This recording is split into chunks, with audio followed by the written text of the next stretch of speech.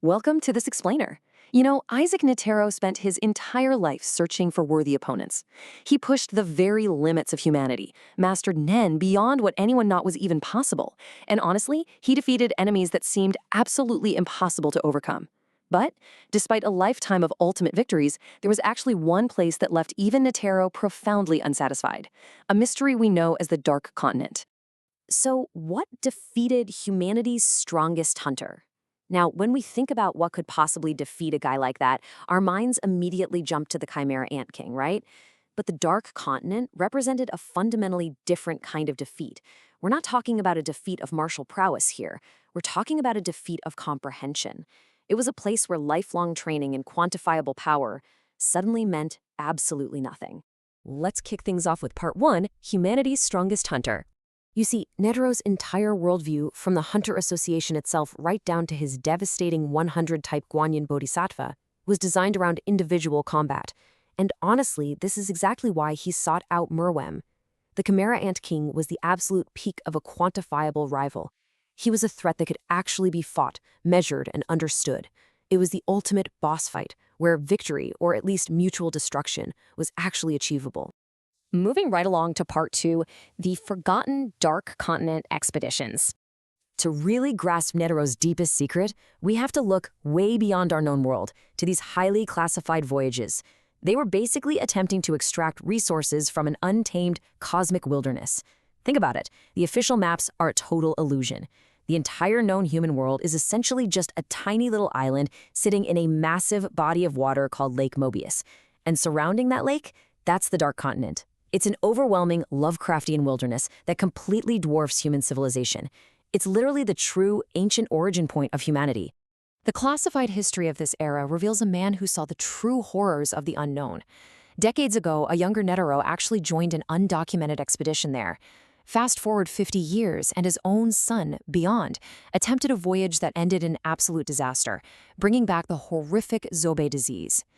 Witnessing this absolute nightmare, Netero made the Dark Continent entirely taboo. He outright forbade his son from ever returning as long as he lived. And the mathematical reality of this ban?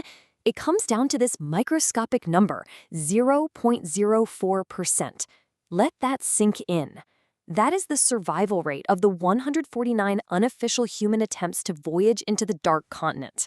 Out of thousands of heavily armed elite explorers, only 28 survived. And of those 28, only 3, just 3, managed to clear psychological evaluations to return to daily life. The sheer hostility of this landmass is just staggering.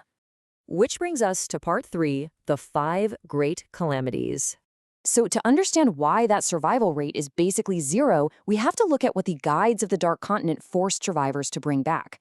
The V5 nations sent these massive expeditions seeking ultimate resources, things like nitro rice for extreme longevity, or the unmanned rock for limitless energy. But this incredible greed, it was met with insurmountable ecological pushback. Survivors were forced to carry back the 5 great calamities, like the botanical weapon Bryon, or that immortality sickness Sobe we mentioned.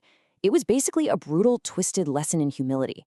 And the truly horrifying reality here is that these calamities aren't just unique villains or singular boss fights. No, they are vast, unkillable species that basically act as the continent's immune system.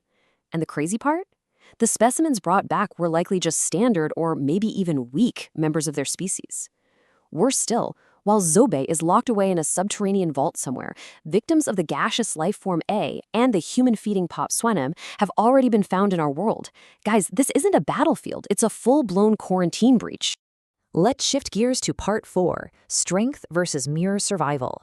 This marks a profound philosophical shift in Netero's life. He famously stated, "This place is too big, it's off the charts."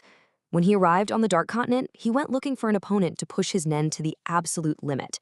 But instead, he realized humanity's total insignificance. I mean, you can't exactly punch a localized ecological disaster, right? You can't use martial arts to defeat an immortal sickness. The Dark Continent simply did not care how strong he was. When you compare the two, Netero's world, the one he ruled over as chairman, was defined by the thrill of combat, individual strength, and achievable victories. But the Dark Continent, it operates entirely on the cold, uncaring mechanics of mere survival. It's a planetary scale of predator and prey, where humans are just forced to survive against threats that literally cannot be countered by martial strength. And now, part 5, the secret Netero never shared. So what exactly did the strongest human do when faced with this insurmountable reality? Well, he kept it entirely quiet. Netero upheld the V5 Inviolability Treaty, which is a 200-year-old ban on crossing Lake Mobius. He fully understood that mankind's hubris and endless thirst for resources would lead directly to our extinction. So he acted as a massive geopolitical wall, basically swallowing his pride as a hunter to protect a human race that was simply not ready for the cosmic scale of the Dark Continent. Yet despite all of that, Netero was still a hunter at heart, right up until the very end. Knowing his death against Meruem would instantly lift the restriction on his son's massive Kakeen Empire expedition, Netero set up one final, seemingly impossible puzzle. Through a posthumous DVD, he actually commanded the Zodiacs to explore the Dark Continent ahead of beyond. His final instruction wasn't to go win a fight, but to face the ultimate unknown and, in his exact words, return with hope.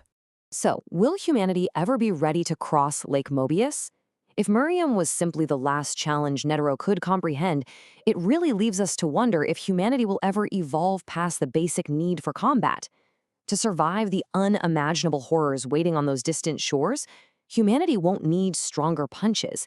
It's going to need a fundamental shift in how we interact with the universe itself. As the fleet sail toward the true darkness beyond, we are left with a chilling question. Will they find the hope Netero asked for, or just another terrifying calamity?